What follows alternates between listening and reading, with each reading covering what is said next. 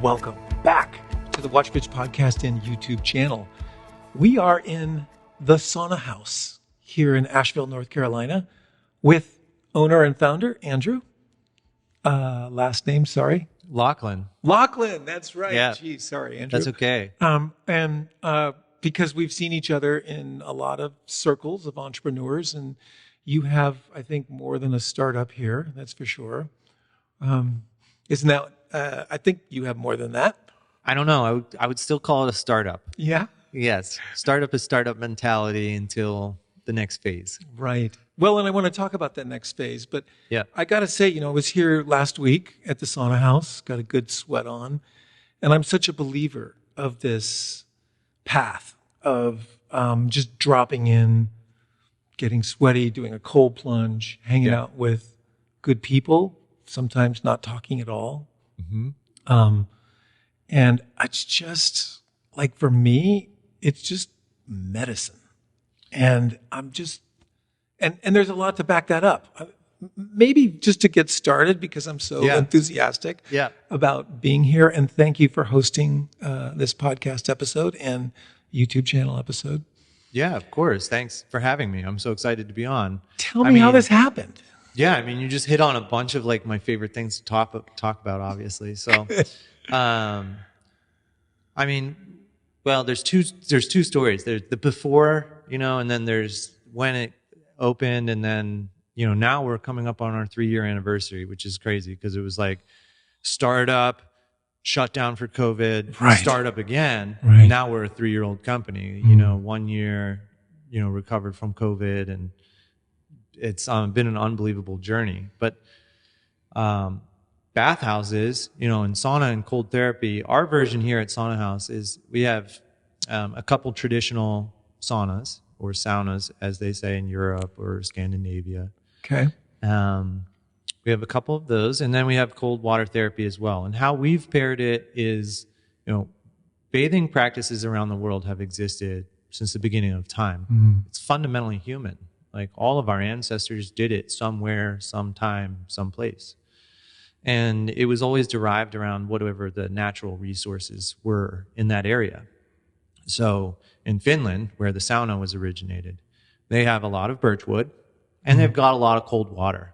And so, in Rome, though, you had a lot of different bathhouses. And then in Japan, you had onsen, which is all about thermal bathing. And that's different water temperatures and circulating between them. So this has existed all over the world in different shapes and sizes. Mm-hmm. And, Sauna House is my version.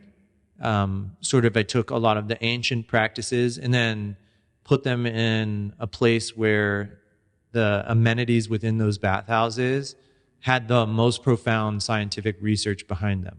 So that turns out to be the sauna and cold water therapy, in my opinion. Mm-hmm. And so we created a bathhouse that, allows people to do that in a social but chill environment. And then it turned out to work. People seem to like it. It's working so well. And I got to say, when I started thinking about doing this show with you, this place touched me. So I love the vision. It's, it's in my body. I love the path of, taking good care of my body and taking a time out. Yeah. And I feel this is really fundamental because it does have all that history in our sort of physiology. Yeah. And to figure out a way to enterprise this is the thing that I'm super fascinated about. And because this season of the WatchPitch podcast and YouTube channel has been all about, what businesses are doing with the thaw, quote unquote, of COVID. Yeah. You are just a perfect guy to talk to about a guy that launched a business prior to COVID, super fresh, like launch mode. That's a whole mentality. Yep. And then the brakes go on. Full halt, like full stop. Yeah. And you still need oxygen, right? I mean, because this was not Yeah, we were panicking. This was not turnkey. I mean, you did a lot of work on this building. In fact, I think this building was abandoned. I don't know. It was, yeah. It was, wasn't it? Bad. It was bad, It right? was, we touched everything. Yeah. Everything got upfitted. Well, and it's gorgeous, but that didn't happen without a lot of capital. Yeah. And then to navigate something like hospitality up close and personal with COVID and doing it in a way that is prioritizing the medicine, is prioritizing the customers, Yeah. and the business. I mean, it's remarkable what you've done. Well, I attributed a lot of it to luck. Okay. Well, then you're a very lucky man. And, the government programs did save Sauna House, right? Mm-hmm. And being in the Southeast was a big part of saving Sauna House too. Mm-hmm. I have colleagues on the West Coast whose bathhouses were closed for 8 to 10 months. Mm-hmm. And that was a storm I don't believe we could have weathered. Mm-hmm.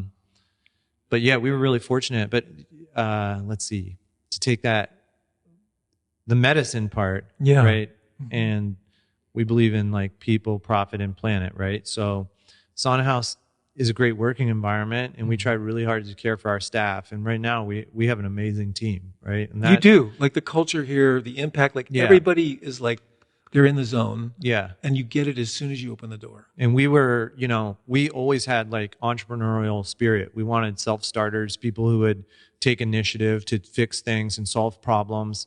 And we created, Jen, that's like one of my fundamental values is freedom. And I want people to have freedom and autonomy. And I know how important that is. Mm-hmm. And Jen really like echoed that out through the staff and the team. And she really built the company, from a hospitality standpoint. Jen is HR. No, she's really the COO of the company now. She was my first employee. Uh-huh. I hired her October 15th. Mm-hmm. She just had her 3-year anniversary. I was like, we'll definitely open by November 1st. So you can start October 15th. And you get 2-week ramp up, right? Yes. And then we opened, of course, February 1st, right? So, and in between her hiring and opening, we had our first daughter. Uh-huh. And so that was kind of insane. Andrew. Geez. And then, Jen hired everybody.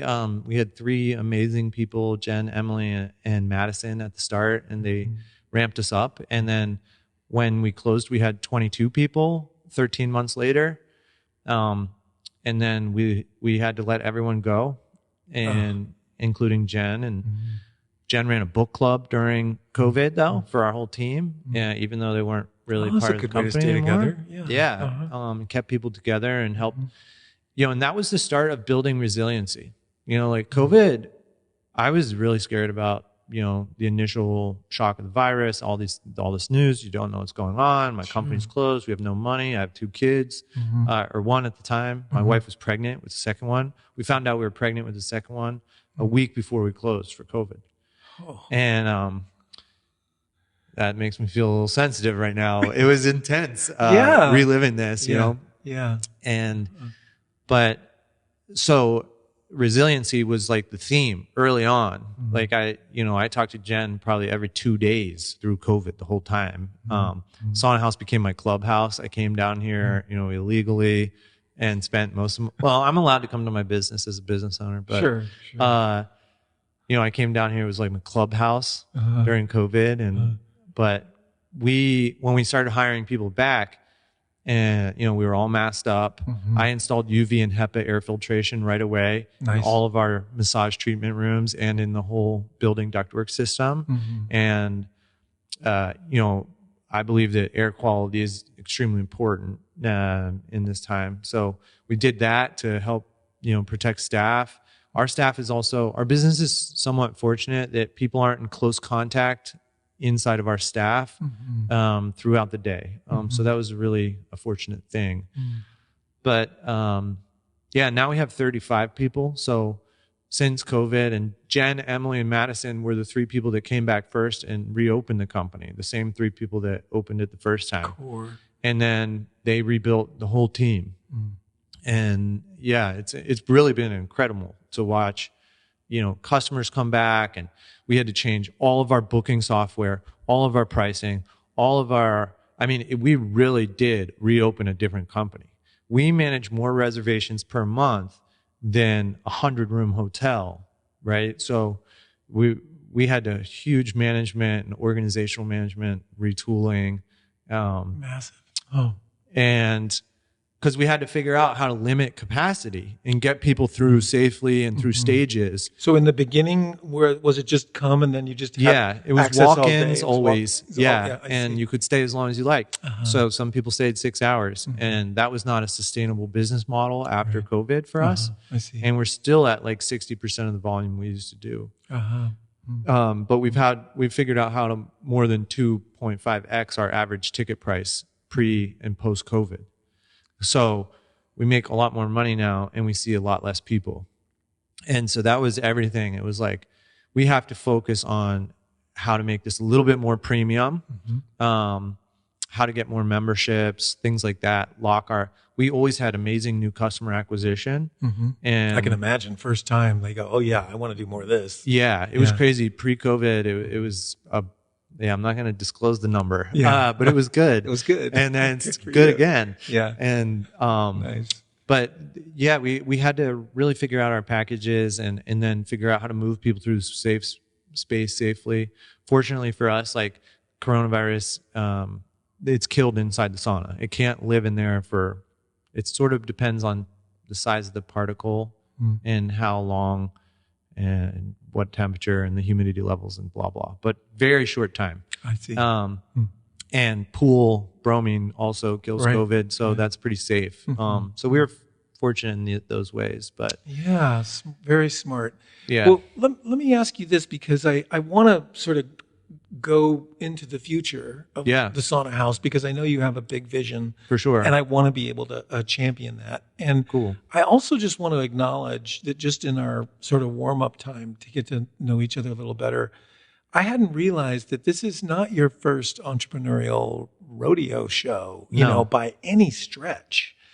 And I'd love to talk about that a little bit in the context of, because we have, of course, a lot of startups and entrepreneurs and business owners and, of course, investors that are listening and watching this show. And I think it's important to acknowledge that, there are casualties as a startup entrepreneur, even as investors, with businesses. Right. But you learn something. Totally. As you take on that casualty. And I'm wondering if you might just reflect back on, some of the other businesses that you have started and have had to let go of because the math didn't ever play itself out. Yeah. But because I think, for some reason in what would on the surface be a very challenging business during this time, you figured out a way to make it work. Yeah. I mean, we did. That's the truth. Okay, so that's good. So now it's I'm a we mentality person. Right on. I'm a dreamer, and so I try and surround myself with doers.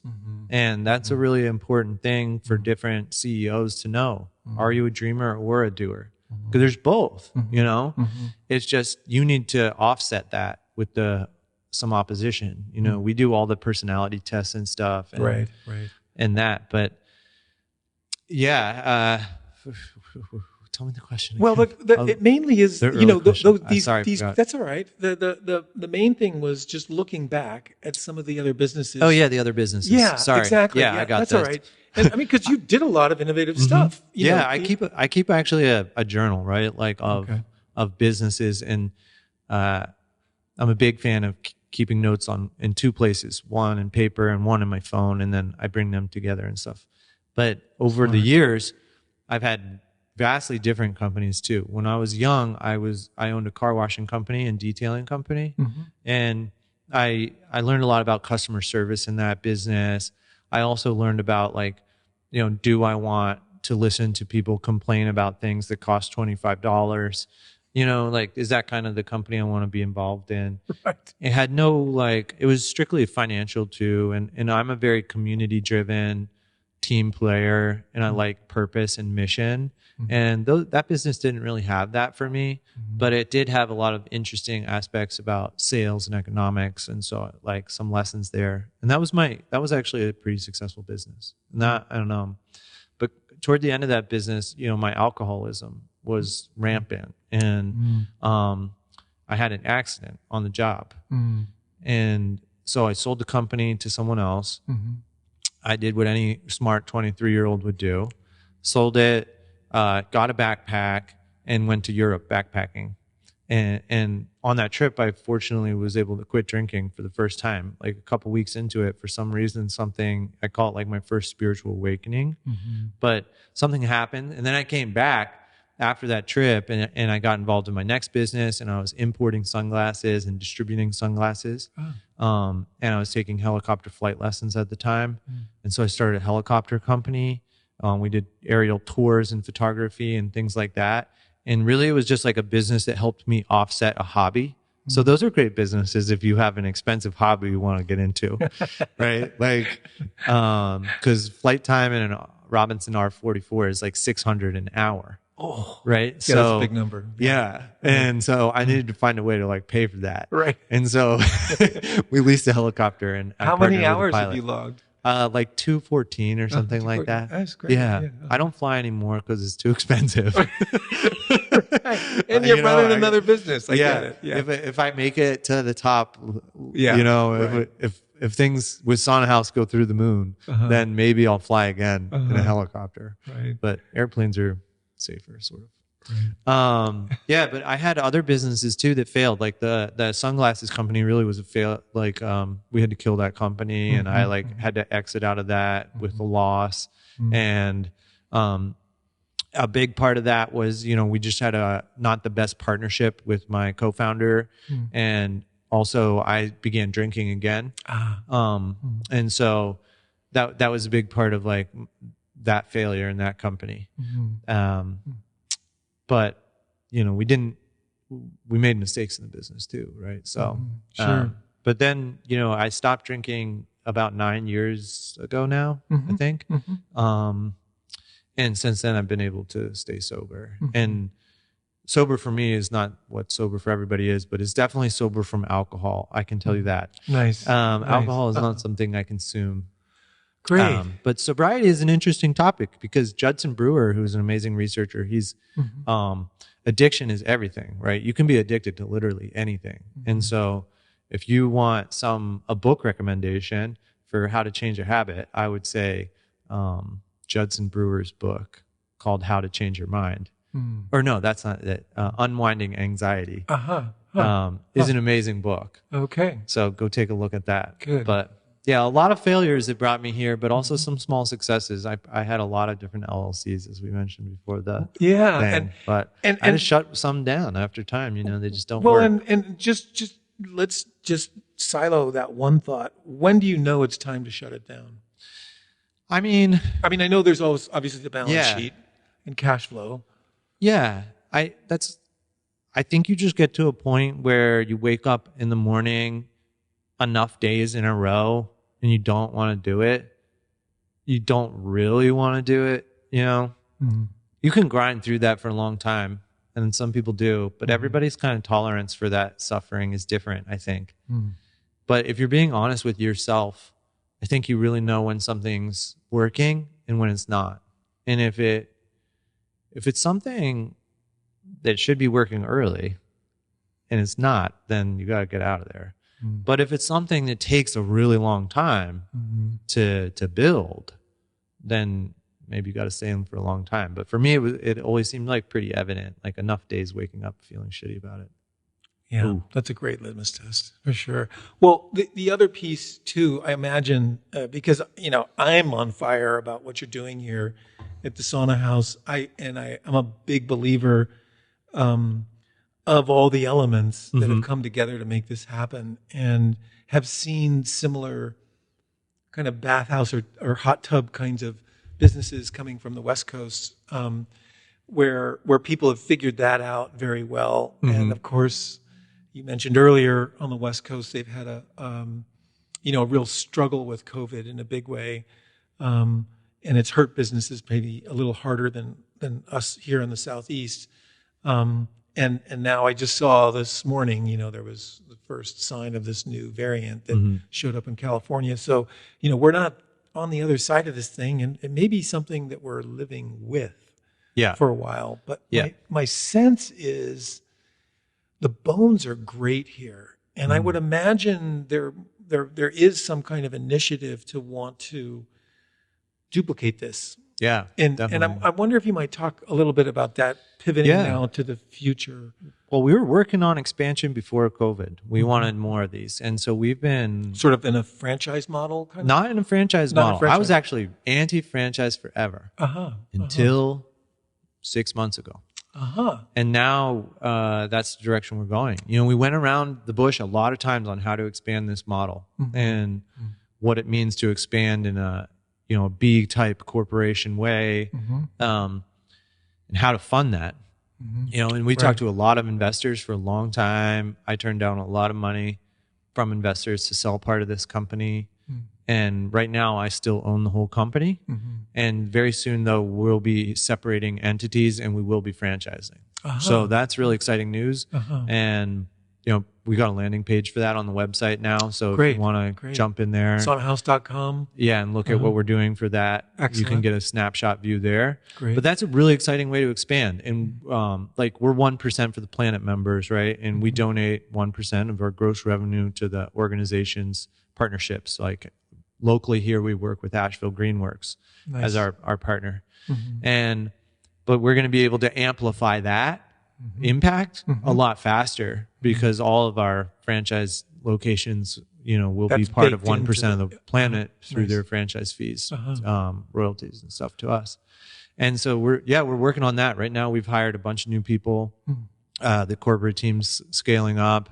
We'll be taking some investment capital to fund the franchise, but we'll be legally selling franchises in February of 2020. Of next year, of 2022. 2022, yeah. 2022. Opening 2023. Yeah. Nice. Wow. So what would that look like for a potential business owner or an investor? Yeah. How would they go about doing that with the Sauna House? Well, they would go to the website and go in and just submit it. Right now, I'm not even legally allowed to say certain types of things. Okay. Franchise has a really strict law. That's a good thing for all the entrepreneurs to know. It's important to work with professional attorneys and who specialize in franchising because every state has laws. There's federal law, and you can only say certain types of things about the business to advertise your franchise. I see. Yeah, I see. Yeah, it's interesting. But yeah, if people are curious about that, go on the website and hop on, and then join the newsletter because we'll be like talking about it all the time next year. But that's been a hard thing to prepare for and learn about. There is like a whole new world. When you were initially resistant to that, how did you pivot? Like, what were you thinking about, and then how did you get back into the franchise idea? Yeah, I was thinking about capital and leveraging capital and where that capital comes from, and you know, if we were going to expand Sauna House on our own, the capital intensiveness of that is not scalable unless you have just a gigantic funding, right? And even then, you have to build like franchising is nice because it's like a format. And so we have like a game plan. A lot of other people have done this in the past, and our model works really well for it. And so when we looked at the capital intensiveness and then we said, look, our model works really well for franchising. Like, we should learn more about it. And ultimately what really happened for me as a founder was that I believe in giving equity to other players on my team and, you know, investors as well. And they want to have an exit, right? Like people want an exit. I get that. They don't want me to have control and never sell. Right. And that was my mentality, like never sell. I wanted to have a legacy company that had, you know, 15 to 25 locations and 500 to 800 employees and be really self-supporting and pay really great wages and care for our team really well. And that was just not achievable quickly. Because of the capital. Because of the capital. Yeah. And so, but I'm also a coach. Like I grew up playing ice hockey and I love coaching ice hockey. And when we started to think about how fun it would be to coach these other entrepreneurs who come into our ecosystem and join the Sauna House mission and embrace our values and like mesh with us and bring this to more people, right? Like we also want our product to impact as many people as possible because we know it's good for the world. Amen. Right? Yeah. So this is medicine. This Right. is the future of preventative health care. You know, this is a really important thing to roll out. So, and somebody's going to do it. And I can't live knowing that somebody else sets the standard because I care really deeply for the ethics and the integrity of healing environments. Whereas, you know, not everyone does, right? There's a lot of profit inside wellness. You know, it's big business. And there's a way to bring this to the world with, you know, a lot of integrity. And that's why our team wants to help the United States adopt communal bathing culture because we don't really have it. Nobody really knows how to do it.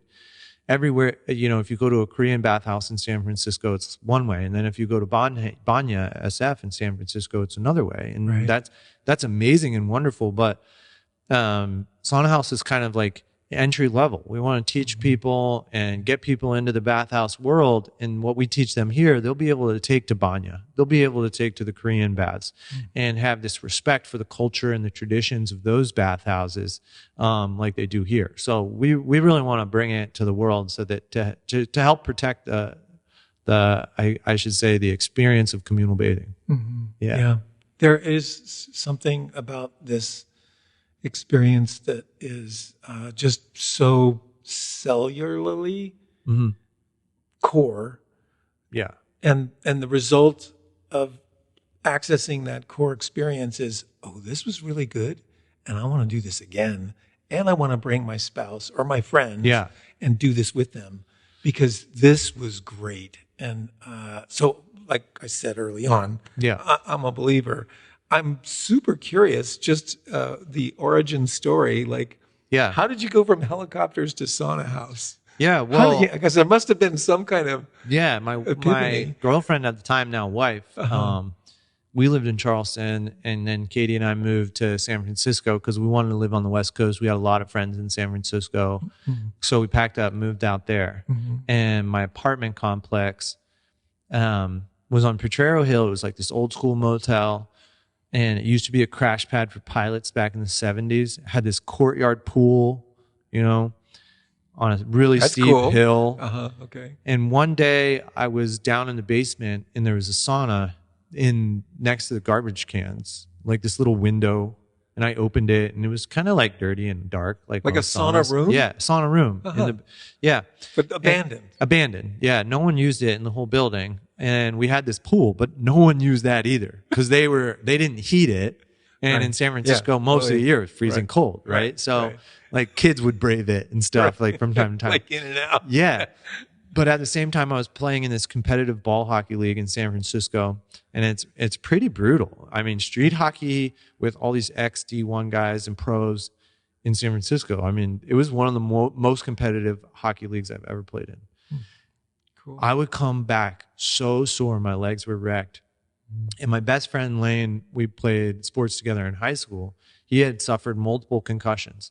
And he told me at the time, like, nothing helped him more than cold water therapy every night before bed. And he might be able to get some good sleep because he suffered like kind of TMJ, sleep apnea, chronic fatigue, you know, different nerve pains and stuff like that. Wow. And so this was like Wim Hof just launched his very first online course, and me and Lane split it for $200. Don't tell Wim. And so we did 30 days of ice baths, and I was hooked. Like I came back from ball hockey, ice bath, fine the next day. Wow. Legs fine, right? Like amazing recovery tool for hard contact sports. And at the same time, Tim Ferriss just launched his first podcast. And within his first like 10 or 12 guests or something, Rhonda Patrick was on, and she talked about sauna and how good it was for you. And I had just found the one in my basement. And so I started doing sauna all the time. And then the pool that was never heated. So you cleaned out the sauna and got it running? Yeah, got it running. And then I started recruiting different friends who lived in the building to join me. We started having great conversations about business, about our spouses. And we just started spending time in there with each other, and it was great. And then I started experiencing the bathhouse in San Francisco, and then I started to experience them internationally, and my love for just the whole scene grew and grew. And it's still growing today, but yes, it is. But that's how it like started, and my wife really encouraged me to open Sauna House Asheville. Like when we moved to Asheville from San Francisco, I was looking for my next thing, and she was like, you got to do it. You got to do it. And so I kicked it around a little, and I used to call bathhouses in different parts of the country and ask them how busy they were, ask them how it's like, if they got an appointment on Friday, I'm flying in and pretend to be someone who was interested in coming. Right. Yeah. And ask questions. Mostly I was just seeing, are you busy all the time? Like I think you are, and smart little research. Yeah. And then I started meeting some owners and stuff, which was cool. Yeah. And then, we just leased a building and invested all of our personal savings and more into the space. And it was working great until COVID. And then yeah. Well, what would you recommend because one of the things that I'm hearing is that you definitely followed your heart on this. This was an inside passion that clearly connected with your well-being. And I do think that the origin story for a lot of entrepreneurs is they're trying to solve a problem for themselves. Definitely. And then realize that they're not alone in solving that problem. Yeah. And then they go to market. Yeah. I mean, big part of my problem was like anxiety and depression as well. I was recovering from alcoholism. I was like about 2 years, with no alcohol. I still suffered from depression, and cold water therapy is one of the most ancient remedies for depression there is. So I was solving a problem for myself. I was helping self-heal my body. So in that strive to then solve this problem and then figure out a way to enterprise it, what would be some of the core lessons that you would give an entrepreneur, a business owner? Because I think what was helpful is recognizing that, you got to get up out of bed in the morning and feel really good about your business. Because if you don't, that's a red flag. Yeah. But, if there's a different feeling as you get up and go after your business, and it's positive and it's inspiring, then of course, you're going to keep doing it. You're going to keep hustling. And of course, there's going to be obstacles.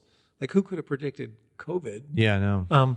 And especially in a business like this, anything having to do with hospitality, screeching brakes, stop. Now, what do we do?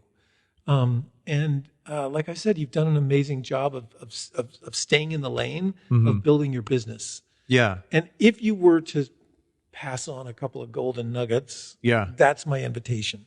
Yeah. Well, there's a couple of things, right? Like my life right now looks a lot different than it did before I started the company and I had kids, right? All we have is focus and attention, right? And where you're giving that attention matters. People laugh, like I don't watch television or movies or anything. I don't really watch YouTube. Unless I'm trying to learn something.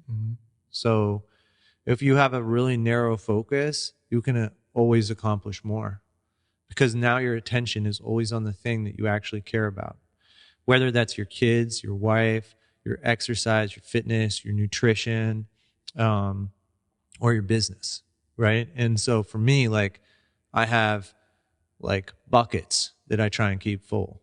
Otherwise, like I won't keep loving my company if all there is my company and my wife hates me and my kids don't want to be around me and all that, right? So caring for things in a way that nourishes you will allow you to be there for your business the most, in my opinion.